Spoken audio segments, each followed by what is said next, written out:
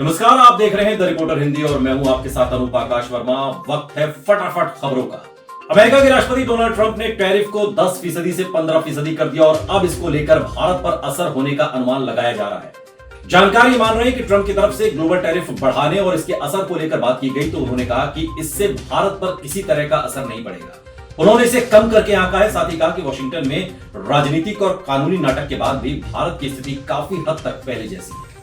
America के supreme court ने Donald Trump की ओर से अलग अलग देशों पर लगाए गए टैरिफ को गैर कानूनी बताकर रद्द कर दिया और इसके तुरंत बाद ट्रंप ने 10% ग्लोबल टैरिफ की घोषणा कर दी। इस बीच तारिक रहमान, जो बांग्लादेश की नई सरकार के प्रधानमंत्री हैं, उन्होंने शनिवार को कहा कि ट्रंप प्रशासन के मनमाने टैरिफ को रद्द होने के बाद बांग्लादेश अमेरिका के साथ अपने ट्रेड एग्रीमेंट की समीक्षा करेगा। इजरायल की तरफ से पूर्वी लेबनान में किए गए हवाई हमलों में कम से कम 10 लोगों की मौत हो गई है। ये जानकारी लेबनानी अधिकारियों ने दी। ये हमले ऐसे समय पर हुए जब दोनों पक्षों के बीच नवंबर 2024 में युद्ध विराम समझौता हो चुका था। इजरायली सेना ने कहा कि उनका बेका घाटी में हिजबुल्लाह से जुड़े ठिकानों को निशाना बनाया गया। बेका घाटी हिजबुल्लाह का मजबूत गढ़ मानी जाती है। दोहा में हुए सीजफायर के समझौते को तोड़ते हुए पाकिस्तान ने एक बार फिर से अफगानिस्तान में 7 जगहों पर आधी रात को हवाई हमले किए। पाकिस्तान ने ये हमले रात तकरीबन 12:30 बजे के आसपास शुरू किए थे, जिसमें सबसे पहला हमला अफगानिस्तान के पख्तिका प्रांत के 12 माइल शहर में स्थित मदरसे पर हुआ। पाकिस्तान ने सीजफायर समझौते को तोड़ते हुए अफगानिस्तान में 7 जगहों पर आधी रात को हवाई हमले किए। सबसे पहला हमला अफगानिस्तान के पख्तिका प्रांत के 12 माइल शहर में स्थित मदरसे पर हुआ, जिसमें कई धार्मिक किताबें जल गई। इन हमलों को लेकर अफगानिस्तान तालिबान के अधिकारी नुकसान का आकलन कर रहे हैं और उन्होंने जवाबी कार्रवाई को लेकर चेतावनी भी दी है। देश की राजधानी दिल्ली में आयोजित इंडिया एआई इंपैक्ट समिट में इंडियन यूथ कांग्रेस के शर्टलेस प्रदर्शन को लेकर प्रधानमंत्री नरेंद्र मोदी कांग्रेस पर जमकर बरसे। पीएम मोदी ने निशाना साधते हुए कहा कि कांग्रेस ने वैश्विक आयोजन को अपनी गंदी और नंगी राजनीति का अखाड़ा बना दिया। देश की जनता जानती है कि आप पहले से नंगे हैं। पीएम मोदी ने रविवार को मेरठ के शताब्दी नगर स्टेशन पर आयोजित एक भव्य कार्यक्रम में नमो भारत ट्रेन और बहुप्रतीक्षित मेट्रो ट्रेन का उद्घाटन किया। इस अवसर पर उन्होंने हरी झंडी दिखाकर दोनों सेवाओं को रवाना किया और इसे उत्तर प्रदेश तथा पूरे एनसीआर क्षेत्र के लिए ऐतिहासिक दिन बताया। कार्यक्रम को संबोधित करते हुए प्रधानमंत्री मोदी ने कहा कि इसका उद्घाटन पहले मेरठ मेट्रो में सफर भी उन्होंने किया और इस दौरान उनकी मुलाकात स्कूल और कॉलेजेस में पढ़ने वाले युवाओं से हुई। पीएम मोदी ने कहा कि युवाओं ने उनसे बातचीत में बताया कि ऐसे शानदार दिनों की कल्पना उन्होंने नहीं की थी। वे उन पुराने समय को याद कर रहे थे जब शाम होते ही पूरे रूट पर सन्नाटा छा जाता था।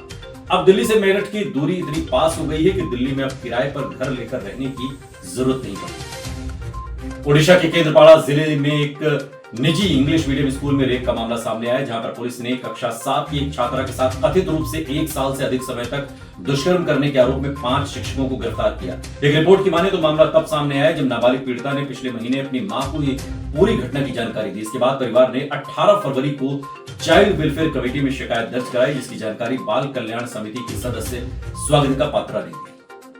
देश की राजधानी दिल्ली से सटे साइबर सिटी गुरुग्राम में पढ़ने वाली छात्रा को उसी के लिव इन पार्टनर ने बेरहमी से पीटकर जख्मी कर दिया। इसके बाद छात्रा को पहले गुरुग्राम के हॉस्पिटल में भर्ती करवाया गया और फिर उसे दिल्ली के अस्पताल के लिए रेफर कर दिया गया, जहां उसका इलाज अभी भी चल रहा है। गुरुग्राम पुलिस ने आरोपी को गिरफ्तार कर लिया और उसे जेल भेज दिया। आपको बता दें कि 2 दिन पहले गुरुग्राम पुलिस को पीड़िता की मां ने फोन कर बताया था कि उसकी बेटी को उसी के लिव इन पार्टनर में रहने वाले युवक की ओर से प्रताड़ित किया जा रहा है और उसके साथ लगातार मारपीट की जा रही है। पीड़िता की मां की शिकायत पर पुलिस ने आरोपी के खिलाफ एक्शन लिया। भोजपुरी सिनेमा के सुपरस्टार खेसारी लाल यादव ने सोशल मीडिया पोस्ट के जरिए फिल्म इंडस्ट्री में चल रहे सिलेक्टिव अप्रोच पर सवाल उठाए हैं। उन्होंने साफ शब्दों में कहा कि अगर सिनेमा जगत में लोग एकजुट होकर फिल्म घूसखोर पंडित के नाम पर आपत्ति जताते हैं और उसका नाम हटवाते हैं, तो उन्हें इसी तरह फिल्म यादव जी की लव स्टोरी के नाम पर भी एकजुट होना चाहिए था। तभी ये माना जाएगा कि लोग पक्षपात नहीं करते और गलत को गलत कहने का साहस रखते हैं। खेसारी लाल यादव ने यह भी कहा कि सही और गलत का पैमाना सभी के लिए एक होना चाहिए। उन्होंने इशारों में यह बात कही कि किसी एक नाम या वर्ग को लेकर विरोध करना और दूसरे के मामले में चुप रहना ये एक तरीके का दोहरा रवैया है। उनका ये ट्वीट सोशल मीडिया पर बहुत तेजी से वायरल हो रहा है और भोजपुरी फिल्म इंडस्ट्री में एक नई बहस छिड़ रही है।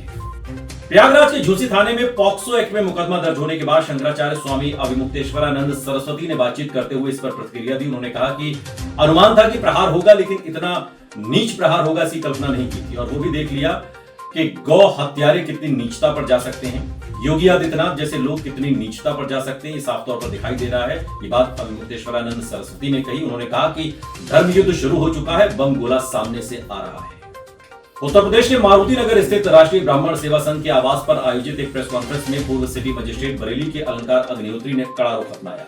उन्होंने ज्योतिषपीठ के शंकराचार्य स्वामी अविमुक्तेश्वरानंद सरस्वती पर लगे यौन शोषण के आरोपों पर एक गहरी साजिश करार दिया और उन्होंने कहा कि मामला केवल एक संत पर नहीं बल्कि समूचे सनातन समाज की छवि को धूमिल करने का एक कुत्सित प्रयास है।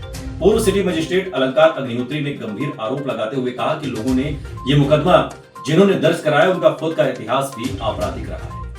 शंकराचार्य स्वामी अविमुक्तेश्वरानंद सरस्वती और आशुतोष ब्रह्मचारी महाराज के बीच तल्खी लगातार बढ़ रही है। आशुतोष ब्रह्मचारी महाराज द्वारा स्वामी अविमुक्तेश्वरानंद सरस्वती के खिलाफ दाखिल अर्जी पर प्रयागराज की पॉक्सो कोर्ट के आदेश के बाद स्वामी अविमुक्तेश्वरानंद और उनके शिष्य मुकुदानंद ब्रह्मचारी के खिलाफ झोसी थाने में एफआईआर दर्ज कर ली गई और इसके बाद स्वामी अविमुक्तेश्वरानंद ने वादी आशुतोष ब्रह्मचारी महाराज को अपराधी बताया था।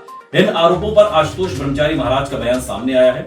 शंकराचार्य स्वामी अविमुक्तेश्वरानंद के आरोपों पर आशुतोष ब्रह्मचारी ने कहा कि वर्तमान में स्वामी अविमुक्तेश्वरानंद किसी थाने से किसी कोर्ट से ऐसा एविडेंस सार्वजनिक करें जिससे साबित हो कि मैं अपराधी हूं। केंद्रीय नगर विमानन राज्य मंत्री और पुणे के सांसद मुरलीधर मोहेल ने कहा कि एनसीपी नेता अजित पवार की जान लेने वाले विमान हादसे की प्रारंभिक रिपोर्ट 28 फरवरी को या उससे पहले जारी की जाएगी। पवार और 4 अन्य लोगों की 28 जनवरी को बारामती एयरपोर्ट के पास एक विमान दुर्घटना में मौत हो गई थी। पुणे में एक कार्यक्रम में पत्रकारों से बात करते हुए मोहेल ने कहा कि प्रारंभिक रिपोर्ट घटना के दिन से 1 महीने के भीतर 28 फरवरी को या उससे पहले जारी की जाएगी। इस घटना को लेकर कई तरह की अटकलें लगाई जा रही हैं। महाराष्ट्र के बदलापुर से एक सनसनीखेज मामला सामने आया। जरूरतमंद महिलाओं को 25 से 35 हजार रुपए का लालच देकर उनके फीमेल एक्स निकालकर बेचने का एक बड़ा रैकेट पकड़ा गया है। इस मामले में 3 महिलाओं को गिरफ्तार किया गया और तीनों को 7 दिन की पुलिस कस्टडी में भेज दिया गया है।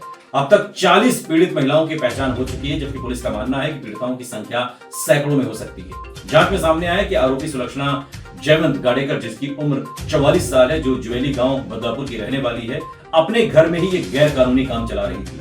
गरीब और जरूरतमंद महिलाओं को पैसे का लालच देकर उन्हें डोनर के तौर पर तैयार किया जाता।